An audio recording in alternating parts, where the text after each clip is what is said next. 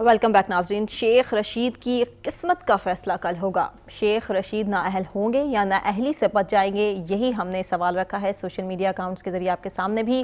اور سب سے پہلے میں اس سوال کا جواب شعیب صاحب آپ سے پوچھنا چاہوں گی، آپ کو کیا لگتا ہے کیا فیصلہ آنے والا ہے کل؟ دیکھیے، یہ شکیل اوان صاحب جو ہیں، یہ ان سے الیکشن ہار گئے تھے، تو الیکشن ہارنے کے بعد جو ان کے کاغذات نامزدگی جمع ہوئے تھے اور اس میں جو انہوں نے کاغذ میں 7 چیزیں لگائی تھیں، اس کی بنیاد پہ انہوں نے یہ چیلنج کیا ہے. جی، اس میں 2 چیزیں ہیں.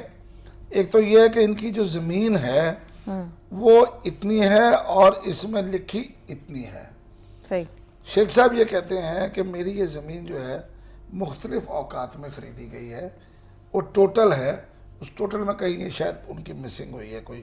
وہ یہ کہتے ہیں کہ 1081 کنال زمین ہے اور 983 وہ کہتے ہیں ظاہر کی 984.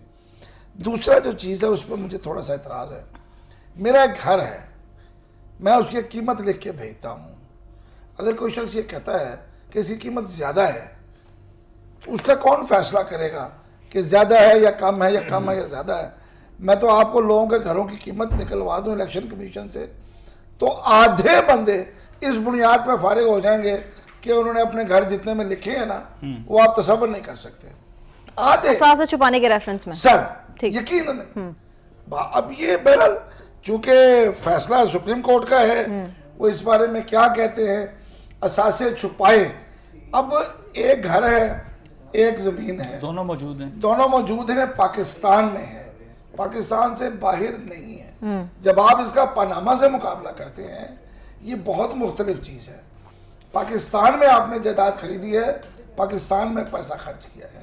پاکستان سے باہر لے کے گئے تھے تو کیسے گیا تھا، وہ منی ٹریل کا مسئلہ ہے، وہ اور چیز ہے. ان دونوں کیس کا مماثلت ہم تو بادشاہ لوگ ہیں، کرتے ہیں.